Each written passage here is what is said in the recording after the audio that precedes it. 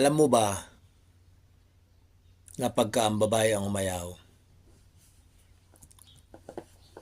ay may pag-asa pa at may posibilidad pa na maayos.